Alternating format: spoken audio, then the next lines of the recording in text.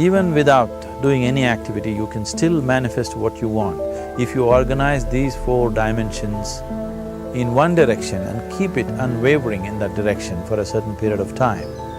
Now he believes Shiva will do it for him and it will happen. So is Shiva going to come and build your house? No, I want you to understand, God will not lift his little finger for you. What has not happened till now on this planet can happen tomorrow. Human beings are capable of making it happen tomorrow.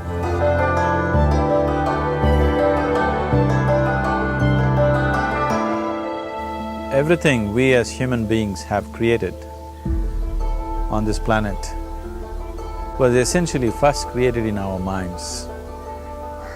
All that you see, which is human work on this planet, first found expression in the mind, then it got manifested in the outside world. The wonderful things that we have done on this planet and the horrible things that we have done on this planet, both have come from the human mind. So if we are concerned as to what we create in this world, it's extremely important that first of all we learn to create the right things in our mind, how we keep our minds. If we do not have the power to keep our minds the way we want it, what we create in the world is also going to be very accidental and haphazard. So learning to create our minds the way we want is the basis of creating the world the way we want. There is a wonderful story in the yogic lore. On a certain day, a man took a walk. He went for a long walk. Accidentally, unawares, he walked into paradise. Fortunate, isn't he? He just took a walk and he landed up in paradise.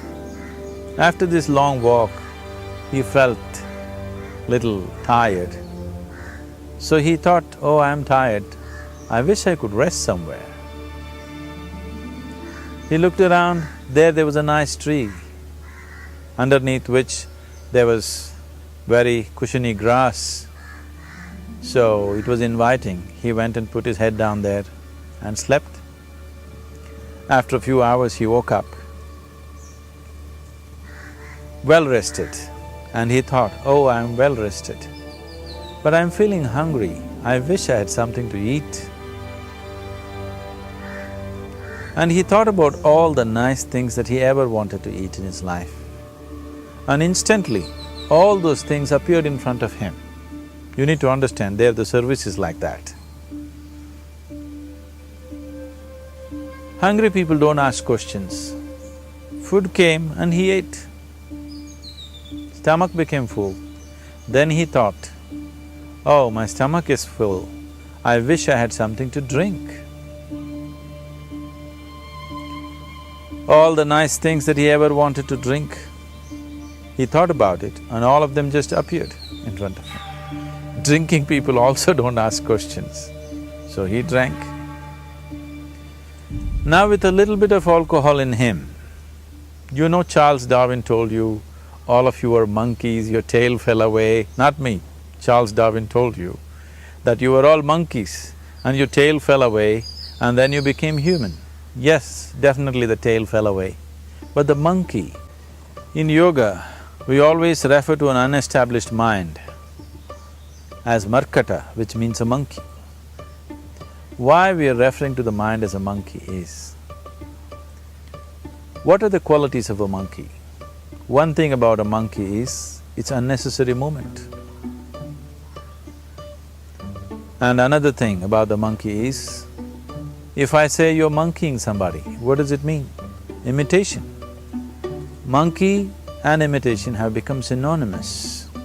So these two essential qualities of a monkey are very much the qualities of an unestablished mind. Unnecessary movement, you don't have to learn it from the monkey, you can teach it to the monkey. And imitation is full-time job of the mind.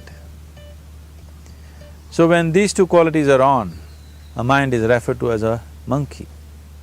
So this monkey became active within him. He just looked around, thought, what the hell is happening here? I asked for food, food came. I asked for drink, drink came. There must be ghosts around here. and ghosts came. Oh, the ghosts have come, they're going to surround me and torture me, he thought. Immediately the ghosts surrounded him and started torturing him. Then he started screaming in pain and said, oh, they're going to kill me, and he died. Just now he said he's a fortunate being. The problem is he was sitting under a kalpavriksha or a wishing tree. He asked for food, food came, he asked for drink, drink came, he asked for ghost, ghost came, he asked for torture, torture came, he asked for death, death happened. Now don't go looking for these kalpavrukshas in the forest. You can barely find a tree these days.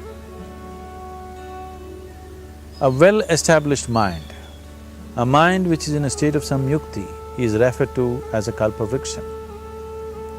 If you organize your mind to a certain level of organization, it in turn organizes the whole system. Your body, your emotion, your energies, everything gets organized in that direction. Once all these four dimensions of you, your physical body, your mind, your emotion and the fundamental life energies are organized in one direction, once you are like this, anything that you wish happens without even lifting a little finger actually. It would help to assist it with activity, but even without doing any activity, you can still manifest what you want if you organize these four dimensions in one direction and keep it unwavering in that direction for a certain period of time. Right now the problem with your mind is, every moment it is changing its direction. It is like you want to travel somewhere and every 2 steps if you keep changing your direction, the question of you reaching the destination is very remote unless it happens by chance. So, organizing our minds and in turn organizing the whole system and these four basic dimensions of who you are right now in one direction, if you do this, you are a kalpavruksha yourself. Anything that you wish will happen. But right now, if you look at your lives, everything that you have wished for till now, if it happens, you have finished. Everything and everybody that you have desired for, if all of that lands up in your house today, could you live with that? Once we're empowered like this, it's very important that our physical action, emotional action, mental action and energy actions are controlled and properly directed. If it is not so, we become destructive, self-destructive. Right now, that is our problem. The technology, which is supposed to make our life beautiful and easy, has become the source of all the problem that we are destroying the very basis of our life, which is the planet. So what should have been a boon, we are making a curse out of it. What has brought incredible levels of comfort and convenience to us in the last 100 years or so has also become a threat to our life simply because we are not conscious action, we are in a compulsive state of action. So organizing our minds fundamentally means moving from a compulsive state of activity to a conscious state of activity. You might have heard of people for whom they asked for something and beyond all expectations it came true for them. Generally this happens to people who are in faith. Now, let's say you want to build a house. If you start thinking, oh, I want to build a house, to build a house I need 50 lakhs, but I have only 50 rupees in my pocket, not possible, not possible, not possible. The moment you say not possible, you are also saying I don't want it. So on one level, you're creating a desire that you want something, on another level, you're saying I don't want it. So in this conflict, it may not happen. Someone who has some faith in a god or in a temple or whatever, who is simple-minded. Faith works only for those people who are simple-minded. Thinking people, people who are too much thinking, for them it never works. A childlike person who has a simple faith in his god or his temple or whatever, he goes to the temple and says, Shiva, I want a house. I don't know how, you must make it for me.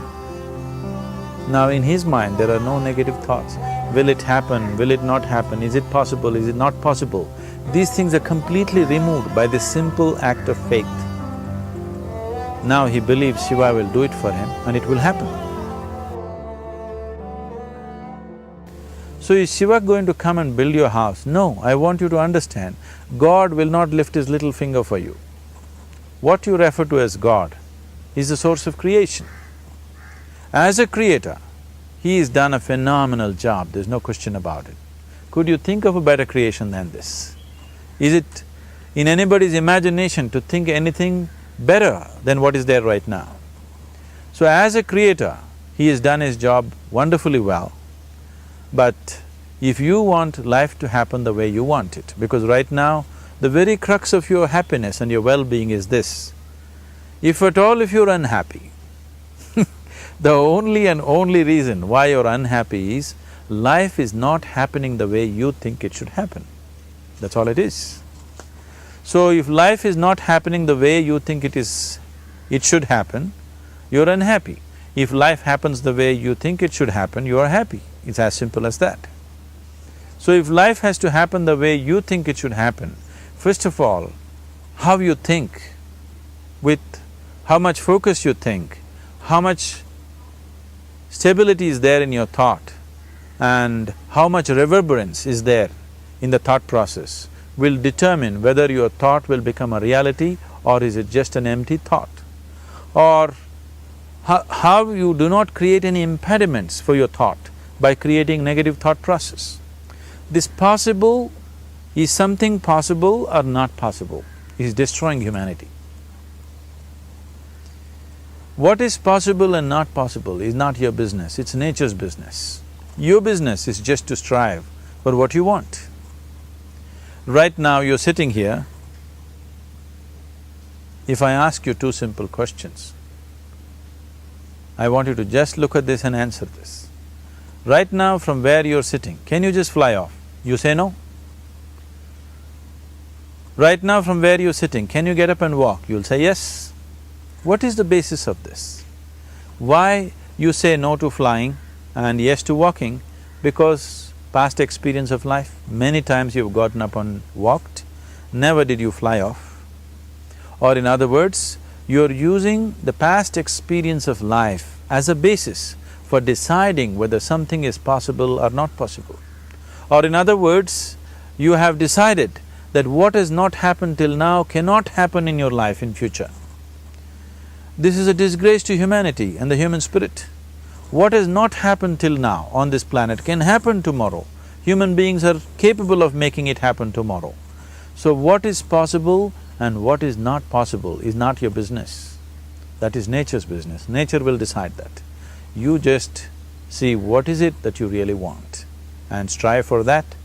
And if your thought is created in a powerful way, without any negativity, without any negative thoughts bringing down the intensity of the thought process, the first and foremost thing is you must be clear what is it that you really want. If you do not know what you want, the question of creating it doesn't arise. If you look at what you really want, what every human being wants is, he wants to live joyfully, he wants to live peacefully. In terms of its relationships, he wants it to be loving and affectionate. Or in other words, all that any human being is seeking for is pleasantness within himself, pleasantness around him. This pleasantness, if it happens in our body, we call this health and pleasure. If it happens in our mind, we call this peace and joy. If it happens in our emotion, we call this love and compassion. If it happens in our energy, we call this blissfulness and ecstasy. This is all that a human being is looking for. Whether he is going to his office to work, he wants to make money, build a career, build a family, he sits in the bar, sits in the temple, he is still looking for the same thing. Pleasantness within, pleasantness around.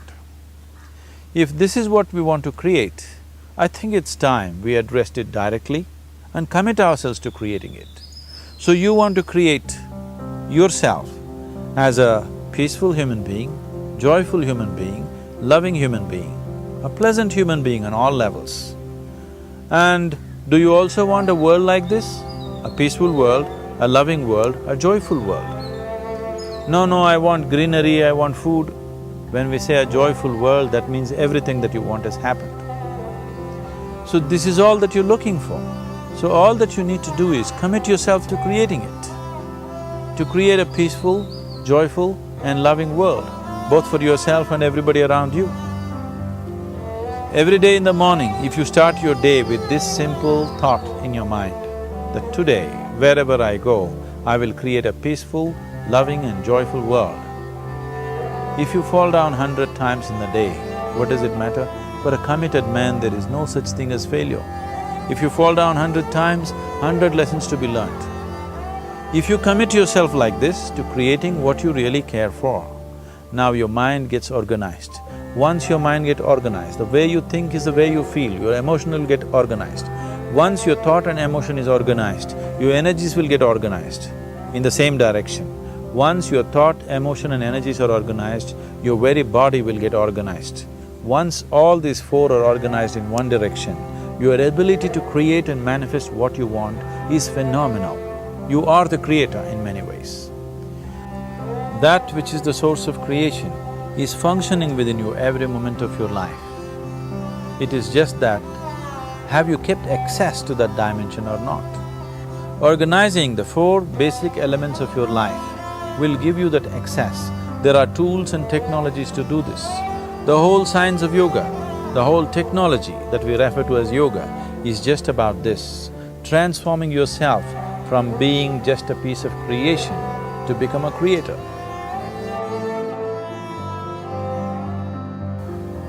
It is my wish and my blessing that every human being in this world should have this access to the source of creation within himself so that he can function here as a creator, not just as a piece of creation.